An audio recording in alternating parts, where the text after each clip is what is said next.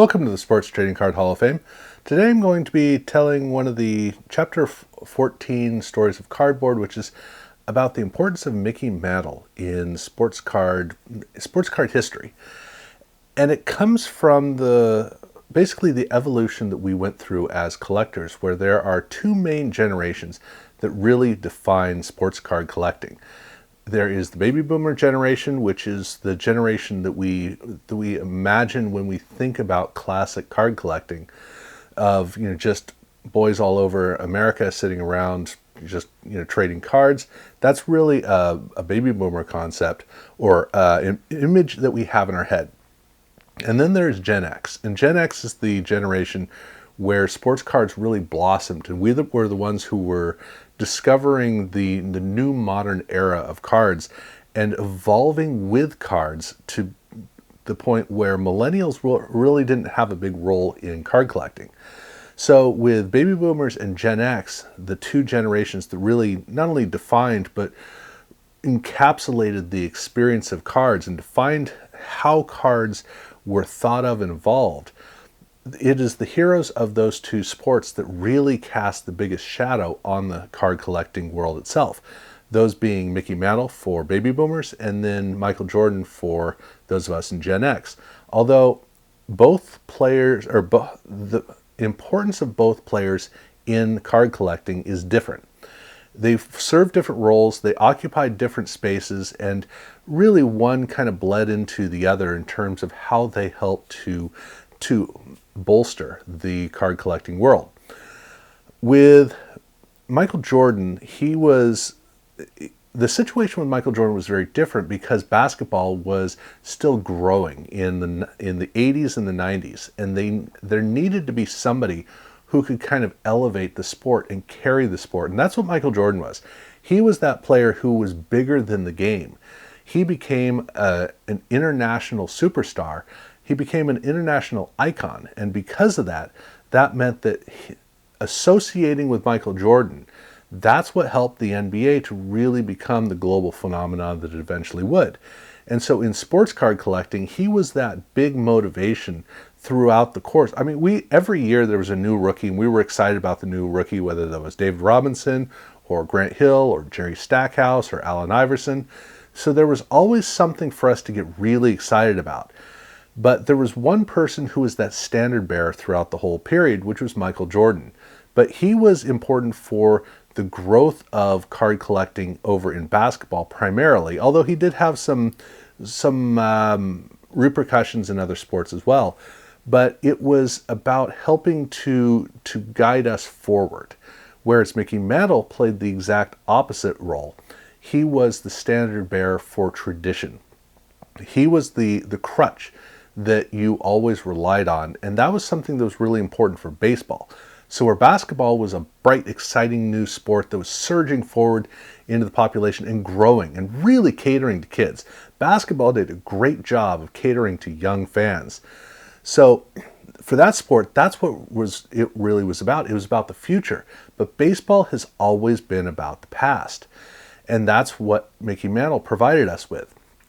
The key here is that Mickey Mantle was not necessarily the greatest baseball player of all time. We just kind of assume that he is, but that's because of who the style makers were, which was the baby boomer generation. They're the ones who started to create generational names and really define the characteristics of different periods of time. And there are four players who, well, no, excuse me, not four, there were three players who were the great standard bearers for the three sports. The greatest players of all time were Mickey Mantle over baseball, Bill Russell in basketball, and Johnny Unitas in football.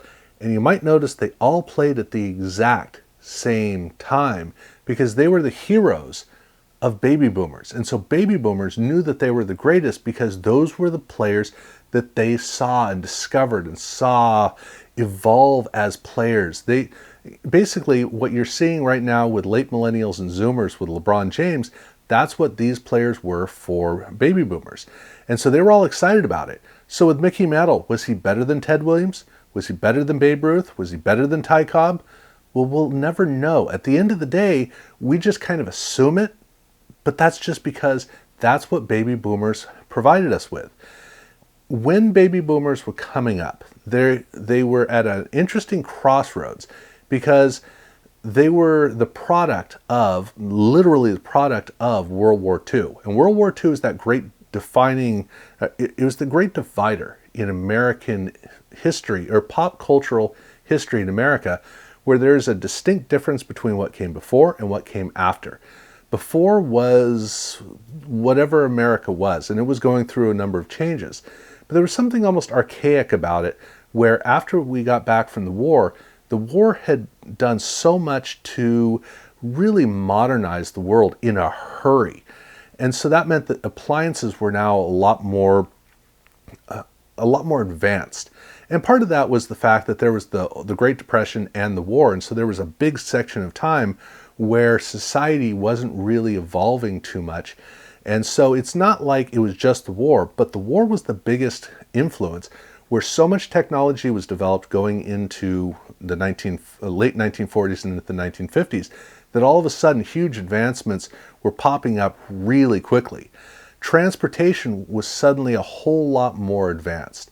And, well, we were starting to see restaurant chains begin to develop and a national identity. Communication was a lot stronger. Basically, America was suddenly a very new world that was actually kind of like the way I described basketball. All of America was that way. Through the 1950s, it was all about pushing forward. It was about growth. It was about excitement. But you also had vestiges of the past that were hanging on. And so in the world of sports, baseball, it was kind of like a fresh new start, but you still had Ted Williams in there who had been playing before the war. And so Ted Williams provided baby boomers, these young kids, with the opportunity to see the last great legend from the past. And it was an honor to be able to see the old man continuing on with his career and basically easing out with class, which is very descriptive of Ted Williams. He was a part of that group that included Joe DiMaggio and Babe Ruth and Ty Cobb and Walter Johnson and all these old guys. These guys who were really known more for the stories and some images here and there, but they were legends. And so for baby boomers, it was all about, these are the legends, and we respect them, we revere these legends. But now it's our time, and we're watching the Ted Williams basically hand the torch off to the next generation of players. And there were many players in this next generation that were deserving of consideration for that role. But Mickey Mantle pulled through the rest of them, and in terms of the way that he came across in public culture, he was the one who became the star. Now it's possible that Willie Mays was actually better than Mickey Mantle. Right there, they were equals. Their careers basically lined up. But Willie Mays wasn't the right story. Mickey Mantle was the right story. So even though you had Jackie Robinson and so many other great players, Mickey Mantle was the definition of a great player in baseball. He played for the team that was supposed to be the greatest of all time, that was so successful, and everything was right about Mickey Mantle.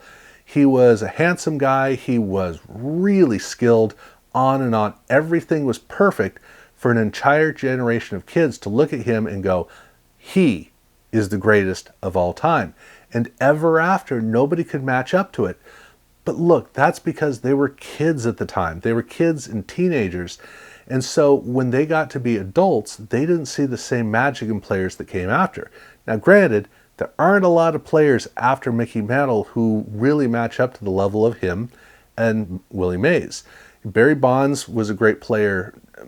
Ken Griffey Jr. was a phenomenal player, but they don't have the mystique that Mickey Mantle had. And that's really the thing. Mickey Mantle is the last great superstar legend, the last great player who fits more into the storybook realm of Paul Bunyan, Johnny Appleseed. That's what players like Babe Ruth are. Babe Ruth himself is much more aggrandized because of the stories. That's what makes Babe Ruth so great. Was he a great baseball player? I mean, he was definitely a very good baseball player, one of the best of his era, but it's difficult to sit down and really understand him because we never got to see him play. And there's so much to how the game is played that we never get the ability to see, or we never get the ability to understand because it wasn't really recorded. And Mickey Mantle, his career was recorded. We do get to see many of his games. All of that is true, but still, what we really know about Mickey Mantle is the starry-eyed remembrances of kids. And that's why there's a resurgence going on in the popularity of Willie Mays, where people are now starting to wonder if Willie Mays was actually the better player than Mickey Mantle. But Mickey Mantle will probably always be the greatest of all time, because how do you knock him off of that throne?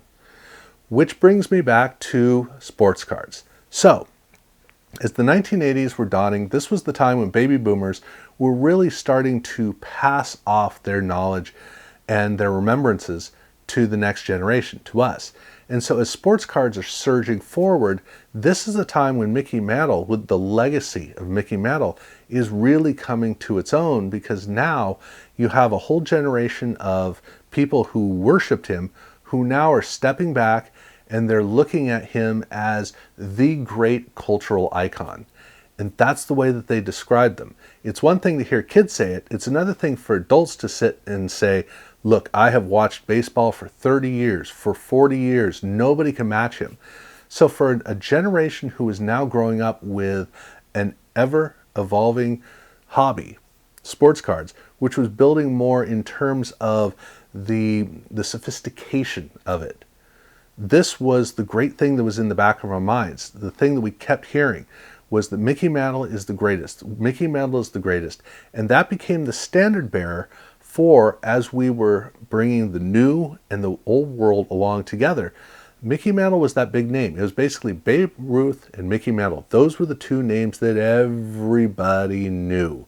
And yes, you definitely had Ty Cobb, you definitely had Walter Johnson, you definitely had Willie Mays, you had Joe DiMaggio, you had a lot of other names that were really popular as well. I mean, Hank Aaron, most certainly. But there was something special about Mickey Mantle. And so he became kind of the name that everything else revolved around. And that was most apparent in the fact that the most iconic baseball card within the hobby was the 1952 Topps Mickey Mantle card. That card basically symbolized the tradition of baseball. And that's what baseball cards are about. They're about tradition. Football cards are about innovation, or at least this is the way that they were in the 90s. Football cards were about innovation. Basketball cards was about excitement and really cutting a new path, blazing a new path in life, and kind of reinventing the world. That was really the thing. Basketball cards were about avant-garde. Hockey cards I can't really speak to, but baseball cards was always about tradition. And if you look at baseball cards, you'll notice tradition is a big part of how they grew over time. It was really over in football and basketball that cards in the 90s were really being where the ideas were bursting forth in ways that we'd never seen before, because we had a different culture, we had different contributors. Baseball was always about tradition. And so having this one player who is that overarching presence, where at every step, if you included Mickey Mantle, everybody's ears perked up and their eyes were directed straight toward that particular set or card or whatever it was. But in card collecting, we really need that. We need to have those 2 or 3 heroes that everybody can kind of circle around, because we all collect different players. We all have different favorite players, different teams. The variety of that is what makes sports work. But we have to have a couple of places where we can all stop and go, okay, well, we all know who Babe Ruth is, and we all understand the greatness of Babe Ruth and the excitement surrounding him. Mickey Mantle, we understand that. Michael Jordan, we understand that. We need to have a few of these in order to allow for everybody to have a common language of some sort. And because sports cards were going through a major reinvention, having these couple of players who were those datum points. And it wasn't just those players, because Nolan Ryan fits into it, and Pete Rose fits into it, Johnny Unitas and Joe Montana fit into it, Wilt Chamberlain fits into it, Wayne Gretzky obviously fits into it. There are a number of players who were contributors to, or excuse me, not contributors to, as much as were parts of the puzzle that helped to anchor everything else that was going on. But Mickey Mantle was the echo in the background. And it was the echo because that's what all of our parents were focused on.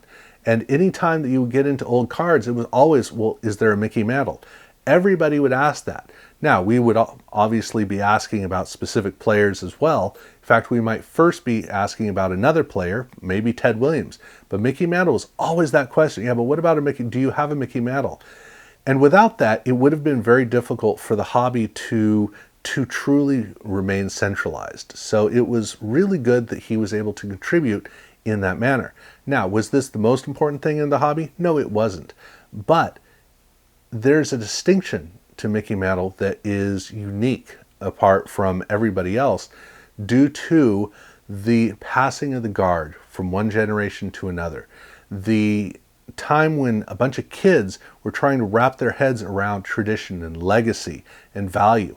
And that was the piece that we were able to use to bridge across and to help kids prepare themselves for a more sophisticated hobby and a more sophisticated understanding of sports.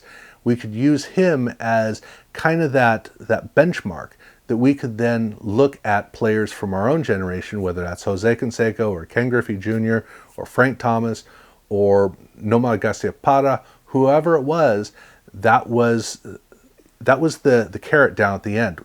Will they reach the level of Mickey Mantle? And it helped us to be able to translate our time in the hobby to what it would one day be down the road. So he was really helpful or his presence was really helpful in the hobby to prepare that. Okay, yeah.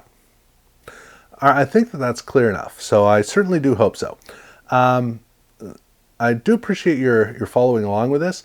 I will be doing another story of cardboard that hopefully will be more clear and concise because I plan on talking about the importance of 1990 Pro Set football on the hobby. That's a lot more clear because this is a lot more vague. But yeah, at any rate, again, thank you very much for watching. And if you haven't subscribed, please do so.